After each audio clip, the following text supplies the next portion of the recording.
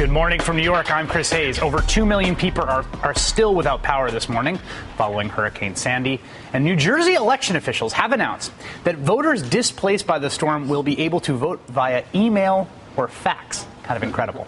Right now, joining me today, we have Josh Barro, columnist for Bloomberg View, MSNBC contributor Joy Reid, also managing editor of our sister website, thegrio.com, my colleague at The Nation magazine, actually my boss, Katrina vanden Heuvel, where she is editor and publisher, and Bob Herbert, former New York Times columnist and now senior fellow at the progressive think tank BMO. It's great to have you guys all back at the table. Well, in case you haven't noticed, we are now 2 days away from the presidential election, and a batch of new polls released yesterday suggests the president is holding his small but significant lead in key swing states.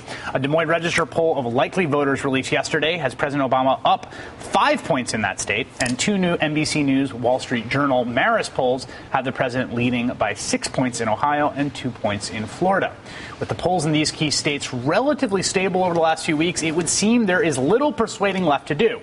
In fact, both sides agree on what's really going to decide this campaign now, and that's turnout.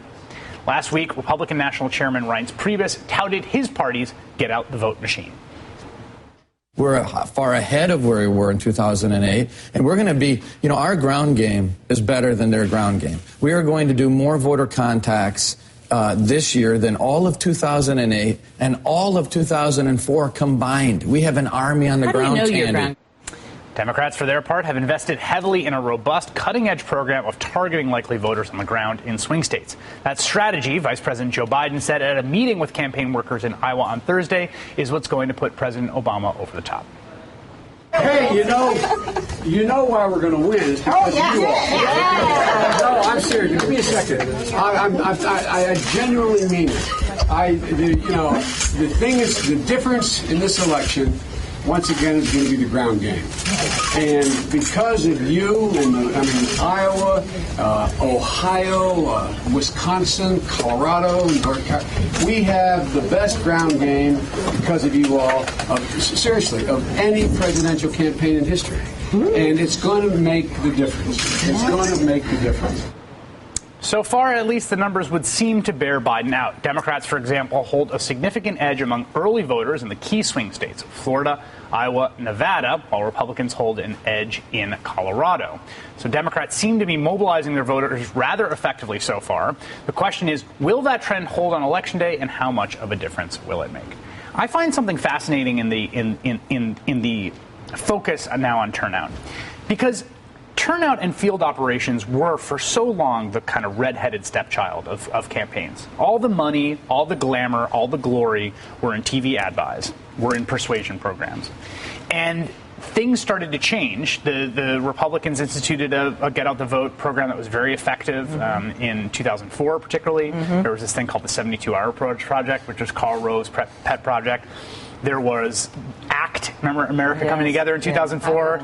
It's funny. People forget when we're talking about independent expenditures. There was a whole different universe of independent expenditures in 2004, particularly on the Democratic side, that was under 527s as opposed to super PACs. And it was done independent of the campaigns and largely field efforts, right? But what's amazing is that the status of field has really increased. And I think people are now persuaded that in the world of politics and even in punditry, of the importance of this. And I think it kind of represents an interesting sea change in just opinions about how we think about these elections. Yeah, it's amazing because, while ACT was not ultimately successful in their goal of trying to help John Kerry get elected, what survived from that America Coming Together model is a bigger reliance on data.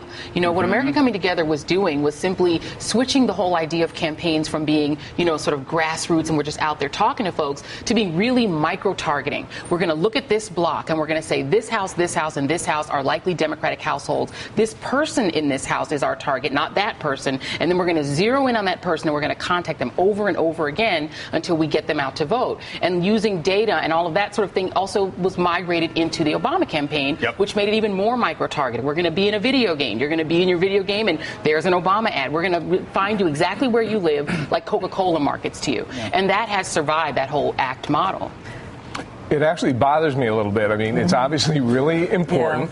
excuse me, Obama, seems to have mastered this whole thing. But the micro-targeting, the sophisticated analysis and that sort of thing, there's a little thing called the voters and things called issues and how you get voters energized in your candidacy and in your platform. And I think we lose a great deal of that when we start talking so much about what is it going to take to specifically win this election. Defend that. Could I second? I'll second the emotion. But let me. I'm going to argue with both of you. I'll second the emotion. I do think it's become like an algorithm, a science. This micro targeting of voters. You lose sight of the people. You lose sight of the issues on the ground. However, if you have field offices in all the communities, counties in Ohio, you're trying to engage people on the ground, which is far better than the air war, which the Republicans have relied on. But here's the deal. To me, the Democrats, at best, trying to expand the electorate. Right? And we're going to see a lot of fighting over that come November 6th as voting suppression hits full force.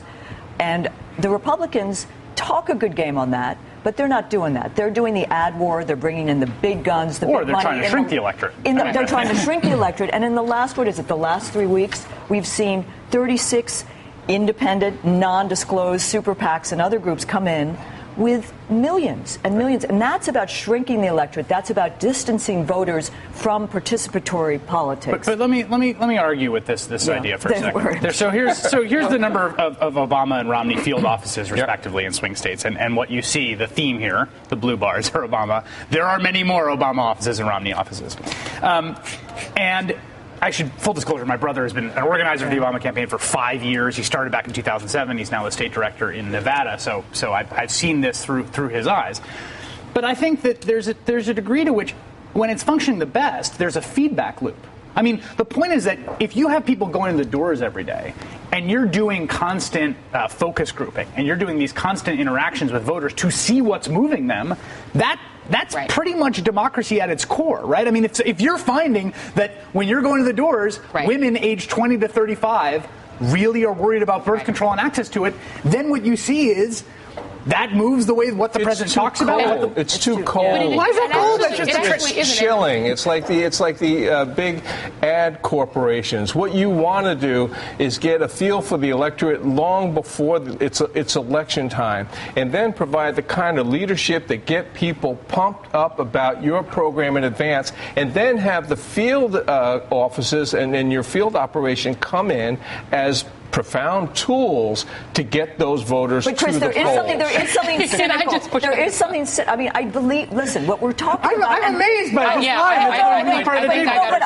I am all for what you call retail politicking, right? I think like Working America, an affiliate of the AFL, going door to door, speaking to the working people of Pennsylvania or Ohio, trying to find out what's on their mind, trying to talk to them. But here's the deal.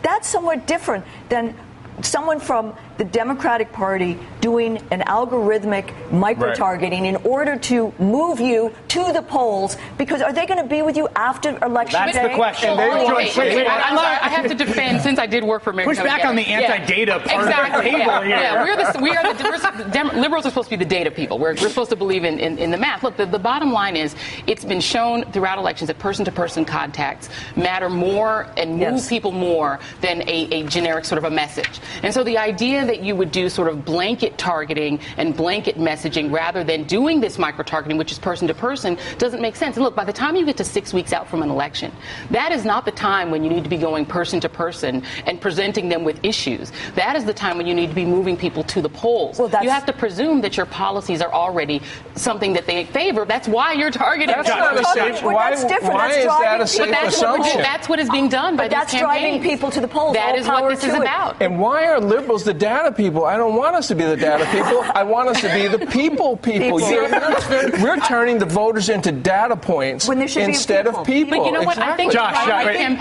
I'm actually very amused by Bob's reaction here, because I think it's very similar to the way a lot of liberals I know react to corporate marketing, like the thing where Target figures out you're pregnant before you've told anybody you're pregnant. Which is people find creepy. Yeah, I think that's great. I think when companies know what I want and they're able to send me ads that are when you get that email saying you've been inseminated, that's a great email. Yeah, exactly. But here's the thing. But why not do that in the political space? The right-wingers think that's great, too. And what the right-wingers are for, I'm again. But the interesting thing is that the Republican campaigns do a lot less of this than the Democratic campaigns. Yes, that's the irony. Which I think is a mistake on their part. It is, because I agree that it helps you win elections. There's no question about that. It doesn't help you run the country. It especially does not help the people. But listen, does it do anything, for example, to help poor people in this country? I think it does. No. Because I think, the electorate isn't one thing. The electorate is a diverse group of people with different interests. And this allows you to get out messages that wouldn't be broad enough to put in. Let me say what this very non-controversial topic has erupted at the table. Wait, hold on 1 second. First of all, I believe that we are the party of science and reason as science is assaulted by the Republicans. But let's say you go to someone's door and it's not just 6 weeks out and someone says, the most important thing to me is jobs. Right. Where does that factor into what emerges after the election? Exactly. That's a question. Hold that thought, because I want to bring in the person who literally wrote the book on this. Sasha Eisenberg wrote an amazing book called The Victory Lab, which is about the technology and the cutting edge of campaign techniques. And right after we take this break, we're going to talk to him.